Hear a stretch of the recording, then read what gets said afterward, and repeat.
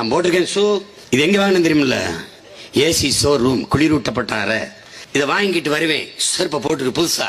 இங்க தக்காளி, வெண்டைக்காய், கத்திரிக்காய், முருங்கைக்காய், கீரை, சொரக்காய், பூசணிக்காய் எல்லாம் எங்க கிடக்குது?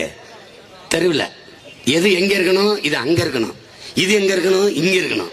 இதுதான் தலைகீழ் மாற்றம், முரண். இந்த மாதிரி செருப்பு புதுசு, ஏசி ரூம்ல வாங்கினது. அது தெருவில் கிடந்தது. அரைக்கில் கொடுங்க, காக்கில் கொடுங்க, அது கொடுங்க. வாங்கி பையில போட்டாச்சு. இப்ப போய் வெளியில கழட்டி விட்டாச்சு. இது பேர் உள்ள போக மாட்டாரு.